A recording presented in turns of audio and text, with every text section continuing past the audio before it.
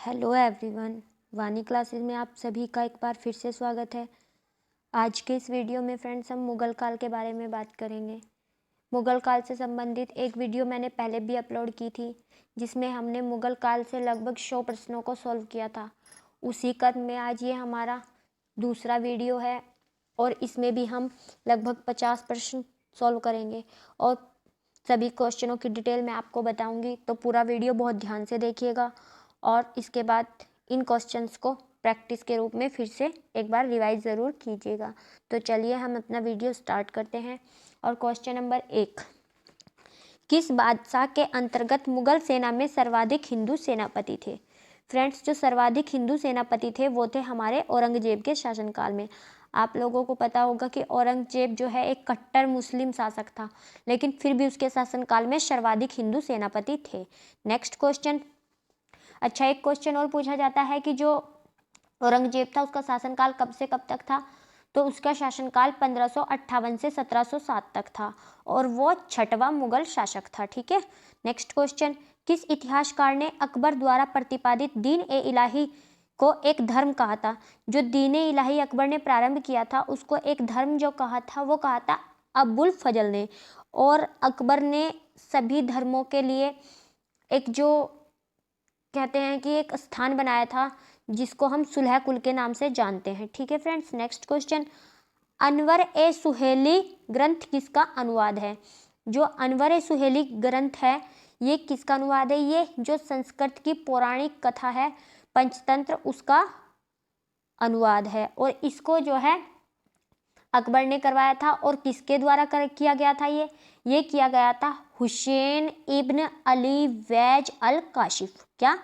हुसैन इब्न अली वैज अल काशिफ एक राइटर था फ्रेंड्स, इसको आप अल काशिफ के नाम से भी याद रख सकते हैं। उसने पंचतंत्र का अनवार ए सुहेली नाम से अनुवाद किया था। ठीक है। नेक्स्ट क्वेश्चन देखते हैं, जहांगीर के दरबार में पक्षियों का सबसे बड़ा चित्रकार था? तो जहांगीर के दरबार में जो पक्षियों का चित्रकार था वो था हमारा मंसूर।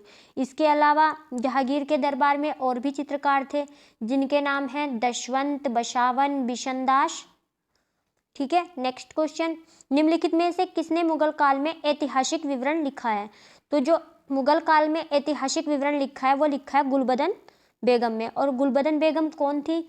ये हुमायूं की बहन थी और इन्होंने हुमायूं की जीवनी हुमायूंनामा भी लिखी है। ठीक है।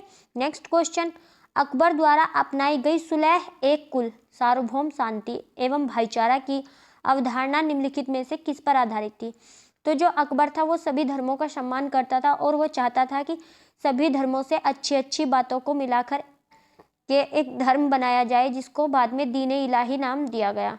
और उसकी जो अवधारणा थी वो राजनीतिक उदारता, धार्मिक सहनशीलता, उदारवादी दृष्टिकोण, उपयुक्त सभी पर आधारित थी। तो इस क्वेश्चन का ऑप्शन नंबर डी राइट होगा। नेक्स्ट क्वेश्चन हमारा जो है वह है, प्रसिद्ध संगीतज्ञ तानसेन का मकबरा कहाँ स्थित है? फ्रेंड्स देखिए, अगर आपसे पूछा जाए कि जो तानसेन है उनकी मृत्यु कहाँ हुई थी, तो उनकी मृत्यु हुई थी आगरा में, और जबकि उनका जो मकबरा है वो ग्वालियर में बना है। उनकी मृत्यु 1585 में हुई थी। ठीक है। नेक्स्ट क्वेश्चन, गुलबदन बेगम किसकी पुत्री थी? मैंने अभी आपको बताया कि गुलबदन बेगम हुमायूं की बहन थी, तो पुत्री किसकी होंगी? तो गुलबदन बेगम बाबर की पुत्री थी और हुमायूं की बहन थी। मुगल प्रशासन में जिले को किस नाम से जाना जाता था? तो जो मुगल प्रशासन है उसमें जिले को सरकार नाम से जाना जाता था और जो इसका सैनिक अधिकारी होता था उसको फौजदार कहा जाता था।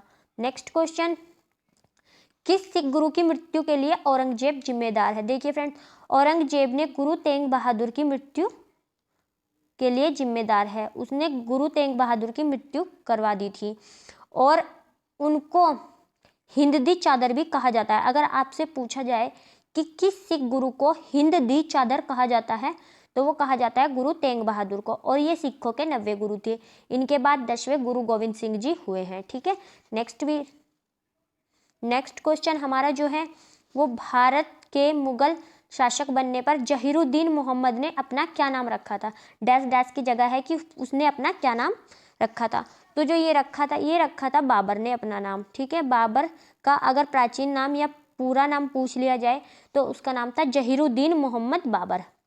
और बाबर की माँ चंगेज खान के वंश की थी और उसके पिता तैमूर वंश का था, जबकि बाबर स्वयं को चंगेज वंश का मानता था। ठीक है, नेक्स्ट क्वेश्चन जो है, अकबर के काल में महाभारत का फारसी अनुवाद किसके निर्देशन में हुआ था?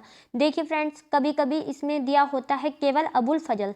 जब ऑप्शन में केवल अबुल फजल हो तो हम अबुल फजल को मानेंगे, और जब अबुल फजल और फैजी दोनों दिया हो तो हम जो अपना राइट आंसर मानेंगे वो हम फैजी को मानेंगे। अगर कहीं पर लिखा होता है यहाँ पर सी व डी दोनों, तो हम इन दोनों को ही सही मानते। लेकिन अगर फैजी और अबुल फजल एक साथ दिया हुआ है तो हम इसमें फैजी को राइट करेंगे। ठीक है, फर्स्ट प्रायोरिटी हमारी फैजी के साथ जाएगी। और जो महाभारत का फारसी में अनुवाद हुआ था वो किस नाम से हुआ था? वो हुआ था रज्मनामा नाम से। ठीक है फ्रेंड्स, नेक्स्ट क्वेश्चन, दिल्ली के प्रसिद्ध जामा मस्जिद का निर्माण किसने करवाया था? जो दिल्ली की प्रसिद्ध जामा मस्जिद है उसका निर्माण करवाया था हमारे शाहजहां ने। और शाहजहां ने इसका निर्माण कब करवाया था? ये करवाया था 1650 में। नेक्स्ट क्वेश्चन, निम्न मुस्लिम विद्वानों में से हिंदी साहित्य के लिए किसका सबसे महत्वपूर्ण योगदान है? तो जो इनमें से सबसे महत्वपूर्ण योगदान है वो है अब्दुल रहीम खाने खाना का, जिनको हम रहीम के नाम से भी जानते हैं। आपने 12th क्लास में पढ़ा भी होगा रहीम के दोहे, या रहीम के जो भी एक लेसन होता है उसमें दिया होता है, ये उन्हीं के बारे में है, वही है ये अब्दुल रहीम खाना। ठीक है, नेक्स्ट क्वेश्चन, निम्न तथ्यों में से कौन सा ऐसा तथ्य है जो अकबर को राष्ट्रीय सम्राट सिद्ध करने में सहायक नहीं है? तो देखते हैं हम, सबसे पहले हम ऑप्शन डी देखते हैं। अकबर की धार्मिक नीति वो तो अच्छी थी, इसलिए हम इसको नहीं मान सकते। अकबर द्वारा सांस्कृतिक एकता का प्रयत्न, ये भी एक अच्छा कार्य था। प्रशासकीय एकता और कानूनों की एकरूपता, ये भी अच्छा काम था। जबकि अकबर ने इस्लाम धर्म को त्याग दिया था, ये कहना गलत होगा।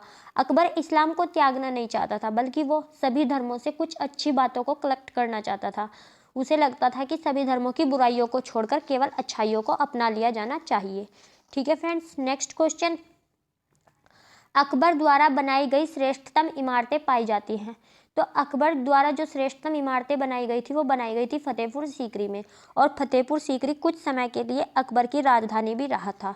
तो फतेहपुर सीकरी में क्या क्या बना हुआ है? वहाँ पर जो सबसे प्रसिद्ध है वो है शेख सलीम चिश्ती की दरगाह, और वहीं पर दीवाने खास भी बना हुआ है। बुलंद दरवाजा भी फतेहपुर सीकरी में ही है। इसके अलावा पंचमहल, इसके अलावा शाही मस्जिद। और हाँ फ्रेंड्स, एक चीज़ जो पेपर में पूछी जा सकती है मोस्ट इम्पॉर्टेंटली, वो है अनूप तालाब। क्या है? अनूप तालाब। ये अनूप तालाब भी जो है फतेहपुर सीकरी में ही बना हुआ है, और इसको अकबर ने ही बनवाया था। ठीक है, नेक्स्ट क्वेश्चन, हल्दी घाटी युद्ध 1576 के पीछे अकबर का प्रमुख उद्देश्य क्या था? तो जो हल्दी घाटी का युद्ध था ये 18 जून 1576 को प्रताप और मुगलों के बीच में लड़ा गया था। महाराणा प्रताप को अकबर अपने अधीन लाना चाहता था। ठीक है फ्रेंड्स, तो इसका जो उद्देश्य था वो था महाराणा प्रताप को अपने अधीन लाना, परंतु ऐसा कभी भी नहीं हो सका। मुगल सम्राट अकबर के समय में प्रसिद्ध चित्रकार कौन था? तो जो मुगल सम्राट अकबर के समय में प्रसिद्ध चित्रकार था वो था दशवंत। इसके अलावा बशावन सावलदास और अब्दुल सम्मद, ये भी अकबर के प्रमुख चित्रकार थे। ठीक है, नेक्स्ट क्वेश्चन देखते हैं, निम्नलिखित में से किसमें हिंद तथा ईरानी वास्तुकला का सर्वप्रथम समन्वय देखने को मिलता है? तो ये जो मिलता है ये मिलता है शेरशाह के मकबरे में, और इसको हम अफगानी स्थापत्य पर आधारित भी कह सकते हैं। अच्छा, ये मकबरा बना कहाँ है? ये मकबरा बिहार के सासाराम में बना हुआ है। ठीक है, नेक्स्ट क्वेश्चन, शेरशाह के बचपन का नाम क्या था? देखिए फ्रेंड्स, जो शेरशाह सूरी था इसके बचपन का नाम था फरीद खां। क्या नाम था? फरीद खां। और ये एक पठान था, और इसने 1540 में हुमायूं को बिलग्राम के युद्ध में हराकर दिल्ली की सत्ता पर अपना स्थापत्य जमा लिया था। नेक्स्ट क्वेश्चन, शेरशाह को उसके पिता हसन खान ने एक जागीर के प्रबंधक के रूप में नियुक्त किया था, और वह जागीर थी, जिस जागीर का प्रबंधक उसको बनाया गया था वो थी जहाँ पर उसका मकबरा स्थित है, वो थी सासाराम या सहसराम। नेक्स्ट क्वेश्चन हम देखते हैं, दक्षिण बिहार के उस शासक का क्या नाम था जिसने फरीद खां कौन है? हमारा शेरशाह सूरी। शेरशाह सूरी यानी फरीद खां को शेर खां की उपाधि दी थी, और अपना वकील, प्रतिनिधि या उप प्रशासक और अपने पुत्र का अतालिक या संरक्षक व शिक्षक नियुक्त किया था। तो ये जो किया था, ये किया था दक्षिण बिहार के शासक बहार खान नुहानी या लोहानी ने। ऐसा उसने क्यों किया था? क्योंकि जो ये शेर खान था या फरीद खान था, ये जो बचपन में इसने एक शेर को मार दिया था इस राजा की रक्षा करने के लिए, और तभी से इसका नाम शेर खान पड़ गया था। ठीक है, नेक्स्ट क्वेश्चन, दक्षिण बिहार का वास्तविक शासक बनकर शेर खान ने क्या उपाधि धारण की थी? तो जब बहार खान नुहानी की मृत्यु हो जाती है तो शेर खान उनकी पत्नी दुदू बेगम से निकाह कर लेता है और वहां पर वह हजरत ए आला की उपाधि धारण करता है। किस चीज की? हजरत ए आला की। नेक्स्ट क्वेश्चन, हुमायूं और शेर खां के मध्य लड़े गए युद्धों में कौन सा निर्णायक युद्ध था जिसमें विजय के उपरांत शेर खान ने शेरशाह आलम उल आदिल की उपाधि धारण की थी? देखिए फ्रेंड्स, इसकी जीवनी पढ़कर ही आप ये ध्यान रख सकते हैं कि इसने कौन सी उपाधि कब धारण की, क्योंकि अगर आप इसकी जीवनी को अच्छे से पढ़ लेंगे तो वह पढ़ने में आपको इंटरेस्ट भी आएगा और साथ ही साथ आपको क्रमवार पता भी चल जाएगा कि वो कैसे कैसे अपनी उपाधियां धारण करता गया। तो एक बार गूगल पे सर्च करके इसकी जीवनी जरूर पढ़े। तो जो चौसा का युद्ध था, अब हम अपने क्वेश्चन की बात कर लेते हैं। तो उसने जो ये उपाधि धारण की थी शेरशाह आलम उद आदिल की, ये की थी उसने चौसा के युद्ध के बाद। और जो चौसा का युद्ध था ये 26 जून 1539 को हुआ था और जिसमें शेरशाह की जीत हुई थी और हुमायूं हार गया था। किस युद्ध को जीतने के बाद शेरशाह ने दिल्ली में द्वितीय अफगान राज्य की स्थापना की थी? देखिए फ्रेंड्स, इससे पहले भी अफगान राजा हो चुका था। तो जो ये शेरशाह सूरी था ये दूसरा अफगान राजा था। ठीक है, तो इसने जो ये हासिल की थी ये कन्नौज या बिलग्राम के युद्ध के बाद की थी। और बिलग्राम का जो युद्ध हुआ था ये 1540 में हुआ था और इसके बाद हुमायूं ने भारत को छोड़ दिया था और फिर वो शेरशाह सूरी की मृत्यु के पश्चात ही लौटा था। नेक्स्ट क्वेश्चन, भारत के इतिहास के संदर्भ में अब्दुल हमीद लाहौरी कौन था? फ्रेंड्स, जो ये अब्दुल हमीद लाहौरी था ये एक शाहजहां का राजकीय इतिहासकार था। कौन था ये? शाहजहां का राजकीय इतिहासकार था। और कभी कभी पूछा जा सकता है कि जो अब्दुल हमीद लाहौरी था उसकी पुस्तक का क्या नाम है? तो उसकी पुस्तक का नाम है पादशाहनामा और जिसमें शाहजहां के शासन का प्रमाणिक इतिहास लिखा हुआ है। ठीक है, नेक्स्ट क्वेश्चन देख लेते हैं। इसमें 2 कथन दिए गए हैं और आपको बताना है कि कौन सा कथन और कारण की क्या व्याख्या सही है या नहीं है। तो देख लेते हैं। शाह आलम द्वितीय ने सम्राट के रूप में प्रारंभिक वर्ष अपनी राजधानी से दूर व्यतीत किए। ये बिल्कुल सही बात है। और उत्तर पश्चिमी सीमांत से विदेशी आक्रमण का भय घात लगाए रहता था। उस टाइम पर हमेशा उत्तर पश्चिम सीमांत से विदेशी आक्रमण का भय लगा रहता था, परंतु ये दोनों कथन सही होने के बाद भी RA का सही स्पष्टीकरण नहीं है। तो इस क्वेश्चन का ऑप्शन नंबर बी राइट है। नेक्स्ट क्वेश्चन, धर्मत का युद्ध जो अप्रैल 1658 में लड़ा गया था, ये किसके बीच में लड़ा गया था? तो जो धर्मत का युद्ध था ये अप्रैल 1658 में औरंगजेब और उनके भाई दारा शिकोह के मध्य लड़ा गया था। और ये क्यों लड़ा गया था? ये लड़ा गया था उत्तराधिकार के नियम के लिए कि कौन उत्तराधिकारी होगा, और इसमें औरंगजेब जो है ये जीत गया था। नेक्स्ट फिर से कथन और कारण वाला ही क्वेश्चन है। खानवा का युद्ध निश्चय ही पानीपत के प्रथम युद्ध की अपेक्षा अधिक निर्णायक और महत्वपूर्ण था। वीर राजपूत राणा सांगा निश्चय ही इब्राहिम लोदी की उपेक्षा अधिक दुर्जय शत्रु था। तो इनमें से कौन सा कथन सही है और कौन सा नहीं है, या फिर दोनों ही सही है और दोनों उसका सही स्पष्टीकरण है? तो फ्रेंड्स, जो ये युद्ध हुआ था ये सही में पानीपत के युद्ध की अपेक्षा अधिक निर्णायक था और जो राणा सांगा थे वे निश्चय ही इब्राहिम लोदी की अपेक्षा अधिक दुर्जय शत्रु थे। तो ये क्वेश्चन दोनों ही सही हैं और RA का सही स्पष्टीकरण है। ठीक है, नेक्स्ट क्वेश्चन देख लेते हैं। मुगल काल में निम्नलिखित बंदरगाहों में से किसको बाबुल मक्का या मक्का द्वार कहा जाता था?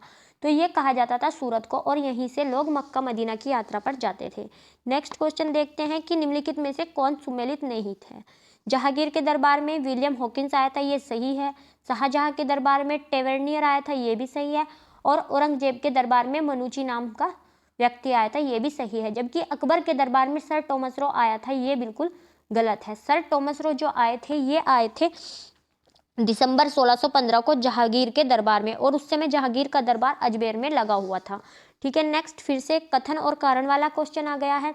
तो जो अकबर के काल में हर 10 घुड़सवार सैनिकों के लिए मनसबदारों को 20 घोड़ों का रखरखाव करना पड़ता था, ये कथन बिल्कुल गलत है। घोड़ों की यात्रा में आराम देना होता था और युद्ध के समय उनको बदलना आवश्यक होता था, ये कथन बिल्कुल सही है। तो इस क्वेश्चन का ऑप्शन नंबर बी सही है और ए गलत है, तो इसका ऑप्शन नंबर डी राइट होगा। नेक्स्ट क्वेश्चन हम देख लेते हैं। निम्नलिखित कथनों पर विचार कीजिए। अहदी में घुड़सवार सिपाही थे जिन्होंने अपनी सेवाएं एकांकी प्रदान की थी, ये बिल्कुल सही है। या फिर वे सिपाही थे जिन्होंने किसी सरदार के साथ अपने को संलग्न नहीं किया था, ये भी बिल्कुल सही है। सम्राट ही जिनका आसन कर्नल था, हाँ वे सम्राट के ही अधीन ही होते थे। जो अहदी सिपाही होते थे वे केवल सम्राट के अधीन होते थे, जिन्होंने अपने को मिर्जाओं के साथ संलग्न किया था। ये जो ऑप्शन है ये हमारा गलत है। ठीक है, तो इस क्वेश्चन का ऑप्शन नंबर बी 1, 2 और 3 सही है, ये राइट होगा। Next question. कांधार के निकल जाने से मुगल साम्राज्य को एक बड़ा धक्का पहुंचा। तो ये मुगल साम्राज्य को जो बड़ा धक्का पहुंचा था, ये क्यों पहुंचा था? ये पहुंचा था सामरिक महत्व व केंद्र के दृष्टिकोण के कारण। किससे? सामरिक महत्व के केंद्र के दृष्टिकोण के कारण। तो option number D right answer. Next question. Akbar के शासनकाल में पुनर्गठित केंद्रिक प्रशासन तंत्र के अंतर्गत सैनिक विभाग का प्रमुख कौन था? तो जो अकबर के शासनकाल में सैनिक विभाग का प्रमुख था वो था मीर बख्शी। Next question. राजपूताना क्षेत्र के किस राज्य को जीतने में मुश्किल हुई और जब अंततः उसको जीत लिया गया तो शेरशाह के मुंह से अनायास ही यह निकला कि अरे मैंने एक मुट्ठी भर बाजरे के पीछे हिंदुस्तान का राज्य ही गवा दिया। तो ऐसा जो निकला था शेरशाह सूरी के मुंह से, वो निकला था मारवाड़ की विजय के पश्चात। Next question. किस अभियान के समय अचानक बारूद में विस्फोट हो जाने के कारण शेरशाह की मृत्यु हो गई थी? जब शेरशाह की मृत्यु हुई थी तब वो कालिंजर के अभियान पर गया हुआ था और उसकी मृत्यु 1545 में विस्फोट के कारण हो गई थी। नेक्स्ट क्वेश्चन देखते हैं। शेरशाह के बारे में क्या असत्य है? शेरशाह ने उपज का 1/3 भाग करके रूप में निर्धारित किया, ये बिल्कुल सही है। शेरशाह के समय में किसानों को जरीबाना, सर्वेक्षण शुल्क तथा मुहासिलाना कर संग्रह शुल्क भी चुकाना पड़ता था, जो कि भू राजस्व का 2.5 और 5% होता था। ठीक है, ये भी सही है। नेक्स्ट है। भूमि की पैमाइश हेतु शेरशाह ने 32 अंक वाली सिकंदरी गज एवं शन की डंडी का प्रयोग किया था, तो ये भी बिल्कुल सही है। इसके अलावा नेक्स्ट ऑप्शन दिया हुआ है शेरशाह ने सासाराम में एक सुंदर किले का निर्माण करवाया था, ये बिल्कुल गलत है क्योंकि यहाँ पर इसका मकबरा बना था जो कि उसकी मृत्यु के बाद में बनाया गया था। नेक्स्ट क्वेश्चन है। सूची फर्स्ट को सूची सेकंड से मिलाइए। इख्ता प्रांत, तो इसका प्रधान क्या कहलाता था? जो इख्ता होता था उसका प्रधान कहलाता था हाकिम एवं अमीन। नेक्स्ट जो सरकार है जिसको हम वर्तमान में जिला के नाम से जानते हैं, उसका जो प्रमुख कहलाता था वो कहलाता था सिकदार ए सिकंदरान एवं मुंसिफ ए मुंशिपान। इसके अलावा परगना या तालुका, इसका जो प्रधान होता था वो शिकदार या मुंसिफ कहलाता था, और जो ग्राम होते थे उनका जो प्रधान होता था वो मुकद्दम या आमिल कहलाता था। क्या कहलाता था? आमिल या मुकद्दम, और ये आमिल वहाँ का राजस्व वसूलता था। ठीक है फ्रेंड्स, ये आमिल वाला क्वेश्चन अभी किसी एग्जाम में पूछा गया था, तो ये सभी सही सुमेलित है। Next question. शेरशाह कालीन प्रशासन में फातेदार कौन था? तो जो शेरशाह के काल में फातेदार था वो था कोषाध्यक्ष। Next question. शेरशाह कालीन प्रशासन में कानूनगो का क्या काम था? तो शेरशाह कालीन प्रशासन में कानूनगो का काम था वो था भूमि संबंधी रिकॉर्डों को रखना। ये ऐसे भी पूछा जा सकता है कि शेरशाह के काल में भूमि संबंधी रिकॉर्ड कौन रखता था? तो ये रखता था कानूनगो। Next question. किसने शेरशाह कालीन ग्राम प्रशासन के संदर्भ में कहा था, एक जरा क्षीण मृत्युमुख में पहुंचने ही वाली वृद्धा अपने सिर पर स्वर्ण आभूषणों से भरा टोकरा रखे यात्रा पर निकल पड़े, और तब भी किसी चोर या लुटेरे की हिम्मत नहीं हुई कि वह बुढ़िया के पास फटक भी जाए, क्योंकि उन्हें मालूम है कि इसके लिए शेरशाह कितना बड़ा दंड दे सकता है। तो ये कथन जो कहा था शेरशाह के बारे में, ये कहा था अब्बास खां सरवानी ने। किसने कहा था? अब्बास का सरवानी ने। और ये एक इतिहासकार थे जिन्होंने एक पुस्तक लिखी थी जिसका नाम था तोहफत ए अकबर शाही, और जिसको बाद में तारीख ए शेर शाही नाम दिया गया। तो कभी कभी आपसे ये पूछा जा सकता है कि तारीख ए शेर शाही किसने लिखी, या तारीख ए शेर शाही का पुराना नाम क्या था। तो जो ये लिखी थी अब्बास खां सरवानी ने, और इसका पुराना नाम तोहफत ए अकबर शाही था। नेक्स्ट क्वेश्चन देख लेते हैं। शेरशाह द्वारा निर्मित सड़क व सराय अफगान साम्राज्य की धमनियां है, यह कथन किसने कहा है, या यह किसकी उक्ति है।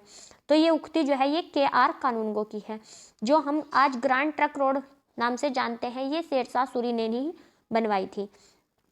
शेरशाह के भू राजस्व व्यवस्था के संदर्भ में क्या सही नहीं है। तो देखते हैं इनमें से क्या सही नहीं है।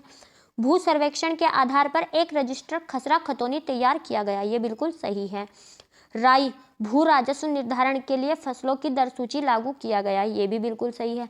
उपज के आधार पर भूमि की 3 श्रेणियां थी, जो उत्तम, मध्यम और निम्न थी, ये भी बिल्कुल सही है।